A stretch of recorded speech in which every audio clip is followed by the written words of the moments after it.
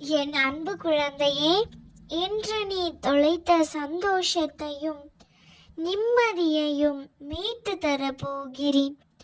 என் மீது நம்பிக்கை இருந்தால் இறுதி வரை கேள். சந்தோஷமாகவே இந்த இரவை கடந்து வா கண்மணி.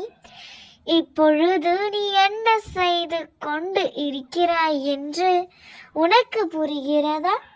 உன் மனம் இதனால் இத்தனை பாடுபட்டு கொண்டு இருக்கிறது என்பதை நீ அறிவாயா கண்மணி? சொல்கிறேன் கேள். உன் வாழ்க்கையில் நடக்காத விஷயங்களை நினைத்தே வருந்தி கொண்டு இருக்கிறாய். இப்போது நடக்கும் விஷயங்களையும் நடக்கக்கூடிய விஷயங்களையும் நீ கருத்தில் கொள்வதே இல்லை. இது நடக்கவே இல்லை, இது நடக்கவே இல்லை என்று நினைத்து உன் நிம்மதியை தொலைக்கின்றாயே தவிர உன்னை சுற்றி நடப்பதை நீ பார்ப்பதே இல்லை. ஒவ்வொரு முறையும் எனக்கு யாரும் இல்லை, எனக்கு யாரும் எதுவும் செய்வதில்லை, என் மேல் யாருக்கும் அக்கறை இல்லை என்று புலம்பிக் கொண்டு இருக்கிறாய் கண்மணி. நான் இப்போது சொல்வதையெல்லாம் சற்று பொறுமையாக நினைத்துப் பார். உன்னை சுற்றி இருக்கும் பூக்களை எல்லாம் பார்க்கிறாயல்லவா?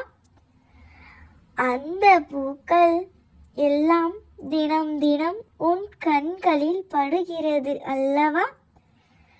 நீ பார்க்கும் அந்த நொடி உன் மனம் அமைதியாகிறது அல்லவா?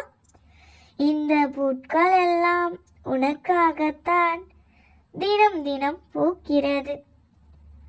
எவ்வளவு காய்கள், எவ்வளவு ருசியான கனிகளை இதுவரை சுவைத்திருக்கிறாய். இவையெல்லாம் உன் ஆன்மாவிற்காகவும் உன் உடல் ஆரோக்கியத்திற்காகவும் தான் விளைவிக்கப்பட்டது.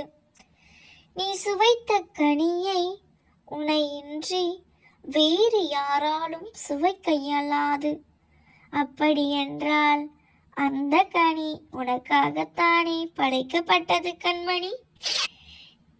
இவையெல்லாம் உன் கண்களுக்கு தெரியவில்லையா? எப்பொழுதாவது இவையெல்லாம் உணர்ந்து இருக்கிறாயா கண்மணி? இந்த இயற்கையே உனக்காகத்தான் படைக்கப்பட்டது. நீ கண்களை மூடிக்கொண்டு இருந்தால் உனக்கு எப்படி இவையெல்லாம் தெரியும்? நடந்து போனவற்றையும் நடக்க போவதையும் நினைத்து கொண்டே இருந்தால் நடப்பவற்றை யார் உணர்வார்கள்? முடிந்தது முடிந்ததாகவே இருக்கட்டும்.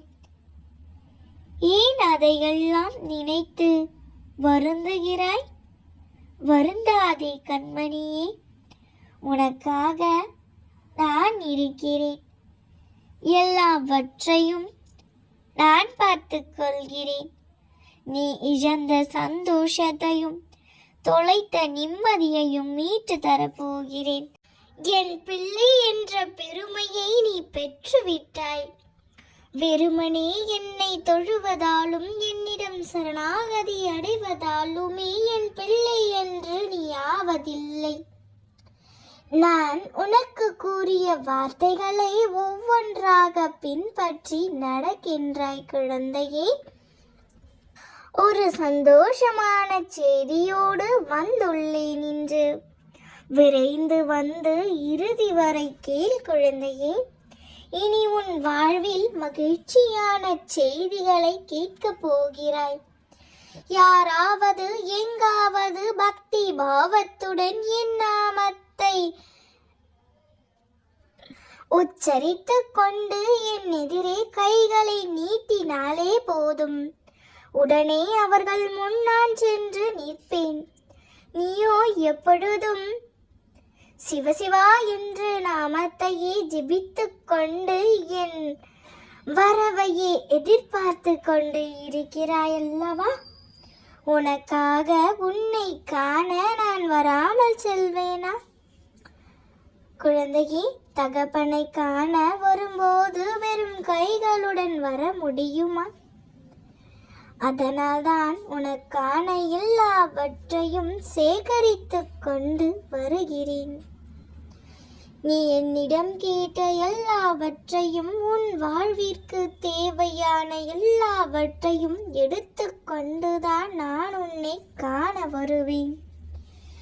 நீயோ அதற்குள் அவசரப்பட்டு என்னை மறந்து விட்டாயா அப்பா என்று புலம்பிக் கொண்டு இருக்கிறாய். நான் உன்னை மறக்க மாட்டேன் குழந்தையே. என்னால் உன்னை மறக்க இயலாது. நீ என் அனுகிரகத்தை விரும்புகிறாய், நானோ உன் விசுவாசத்தை விரும்புகிறேன். அன்பால் என் பாதத்தை நீ இறுக பிடித்திருக்கிறாய். உன் அன்பில் பரவசமடைந்து உன்னை நான் பிடித்திருக்கிறேன். இப்படைப்பு அன்புமயமானது. நீ என் அன்பின் வடிவமான என் பிள்ளை, என் மனதிற்கு நெருங்கிய பிள்ளை நீ. உனக்கு மிகவும் நெருக்கமானவர் நான்.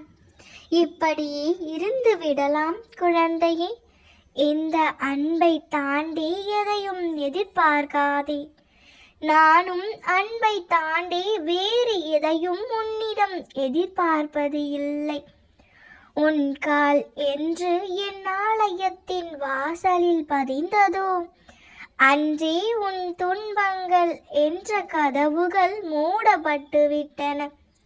இன்பம் என்ற கதவிற்கு நீ மெல்ல மெல்ல அடியெடுத்து வைக்க துவங்கி விட்டாய். என் வாயிற்காலில் அடியெடுத்து வைத்த நேரமே நீ வசந்த காலத்தில் நுழைந்து விட்டாய். உன் வாழ்வில் நல்லது நடக்கும். அதற்கான சில அறிகுறிகளை நான் காண்பிப்பேன் என்று கூறியிருந்தேன் அல்லவா? அந்த அறிகுறிகளை கண்டு கொண்டாயா? மகிழ்ந்திரு குழந்தையே. நீ சேர வேண்டிய இடத்திற்கு வருவதற்கு இன்னும் சில நாட்களே இருக்கின்றது. நம்பிக்கையோடு பொறுமையாக இரு. நிச்சயம் நல்லதே நடக்கும். நாம் இருக்க பயமேன்?